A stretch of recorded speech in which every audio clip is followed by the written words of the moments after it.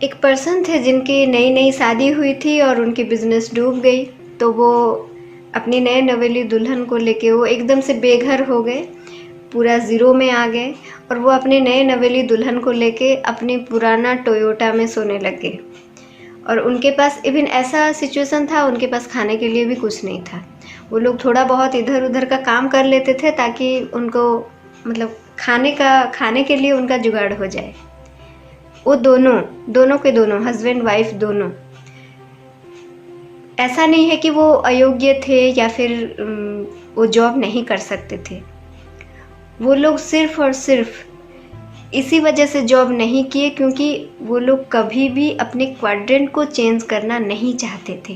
वो हमेशा ध्यान देते थे, हमेशा चाहते थे कि हम राइट क्वाड्रेंट में ही रह के काम करें, चाहे कुछ भी हो जाए।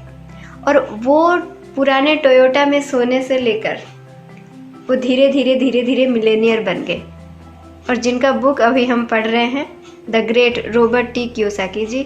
और आज अगर वो उतना ग्रेट हैं हमारे लिए तो उनकी वही सोच की वजह से दोस्तों। So welcome to all of you my creators, welcome to my channel through the book, through the life.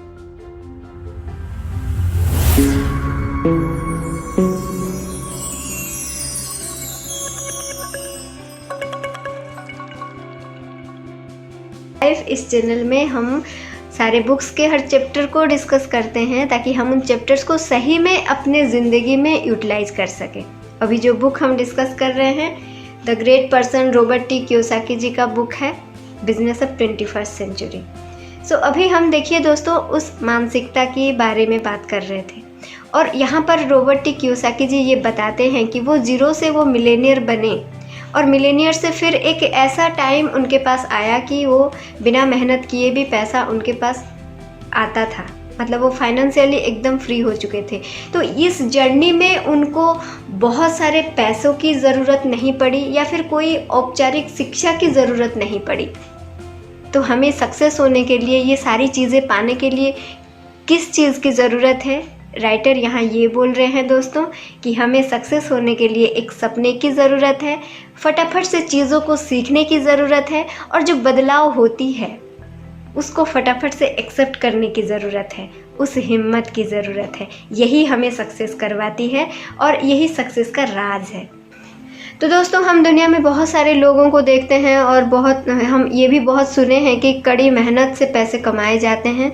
तो देखिए हम बहुत सारे लोगों को देखे हैं जो कि बहुत कड़ी मेहनत करते हैं लेकिन उसके मुताबिक उनको उतना आमदनी नहीं होता क्योंकि वो इनकम के लिए मतलब मेहनत करते हैं। यानी कि अगर हम सिर्फ पैसा कमाने के लिए मेहनत करते हैं तो देखिए वो पैसा हम कमाते हैं फिर खर्च हो जाता है, हमें फिर से मेहनत करना पड़ता है कमाने के लिए, है ना।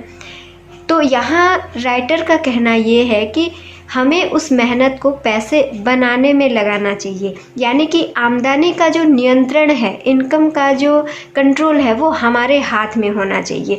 तो इसके लिए हमें क्या करना पड़ेगा? हम 2-3 चीज़ें कर सकते हैं, जैसे अपना व्यवसाय खुद कर सकते हैं। तो देखिए यहाँ पर राइटर अपना एक्सपीरियंस से बता रहे हैं कि अपने व्यवसाय में बहुत जोखिम होता है ना।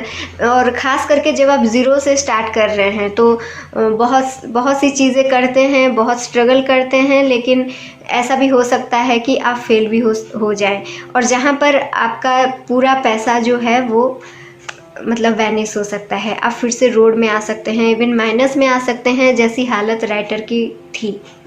देन देखिए और एक चीज़ है, देखिए अगर हम फ्रेंचाइजी लेते हैं तो फ्रेंचाइजी भी जब हम लेते हैं तो उसमें भी 100% गारंटी नहीं होता है कि वो चलेगा, क्योंकि औसत के नियम बताते हैं कि 3 फ्रेंचाइजी में से एक ही फ्रेंचाइजी सक्सेस होती है। जब आप फ्रेंचाइजी लेते हैं, जब आप उसे मतलब लाते हैं तो बहुत पैसा हमारा लगता है, लेकिन उसके बाद ऐड करने का, फिर उस जगह में वो चीज़ चलेगा या नहीं चलेगा, फिर आप जो स्टाफ रखेंगे उनका खर्चा, ये सारी चीज़ें भी रहती है। तो इसकी वजह से क्या होती है, कभी कभी आपके अगर इनकम ना भी हो तब भी आपको टैक्स वगैरह सारी चीज़ें देनी पड़ती है, मेंटेनेंस करनी पड़ती है। तो इसके चक्कर में भी आप डूब सकते हैं, आप लॉस में पड़ सकते हैं। तो हमने सारी चीज़ों की तो बात कर ली, अभी करें क्या, है ना।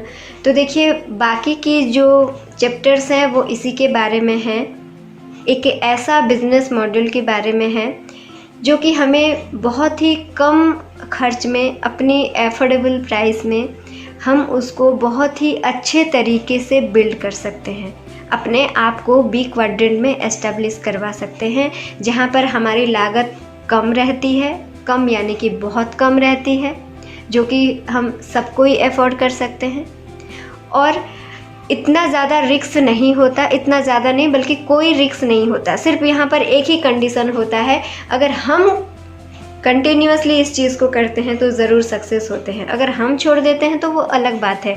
यानी कि सारे की सारी बातें हमारे ऊपर ही रहता है, यानी कि पूरा नियंत्रण जो है वो हमारे ऊपर ही रहता है। तो आगे के चैप्टर्स में हम वैसे ही एक बिजनेस मॉडल के बारे में बात करेंगे जिसका नाम नेटवर्क मार्केटिंग है। तो दोस्तों इसका मतलब ये नहीं कि अगर सिर्फ हम नेटवर्क मार्केटिंग में आ जाते हैं या फिर दाखिल हो जाते हैं तो हम बी क्वाड्रेंट में आ जाते हैं। सब हर टाइम हमें ये याद रखना पड़ेगा कि हम जो भी काम कर रहे हैं हम उसको कौन से क्वाड्रेंट में कर रहे हैं, है ना। तो अभी हम अगर जो भी नेटवर्क मार्केटिंग में आए, अगर आ भी जाते हैं तो हमें हमेशा याद रखना पड़ेगा कि हम हर वो कदम जो उठा रहे हैं वो किस क्वाड्रेंट में उठा रहे हैं। और जब हम हर कदम को फूंक फूंक के बी या आई क्वाड्रेंट में उठाएंगे, यानी कि उस सोच के साथ अगर उठाएंगे, तभी हम सक्सेस हो पाएंगे। तो आगे चल के हम देखेंगे कि इस बिज़नेस मॉड्यूल में हमें और क्या क्या चीज़ें मिल सकती है, और सही में संपत्ति क्या होती है और संपत्ति हम कैसे बना सकते हैं। बहुत सारी नॉलेज एंड बहुत सारी चीज़ों को लेके हम आने वाले हैं दोस्तों आगे के चैप्टर्स में। हमारे साथ बिल्कुल बने रहिए और वीडियो को बहुत बहुत बहुत सारा लोगों को शेयर कीजिए, ताकि हम ये सारे कॉन्सेप्ट को, ये बुक को और सक्सेस की उस फ्रीक्वेंसी को पूरी दुनिया में पहुंचा सकें। Thank you so much for listening and जुड़े रहिए हमारे साथ। Like, comment and subscribe. Thank you so much.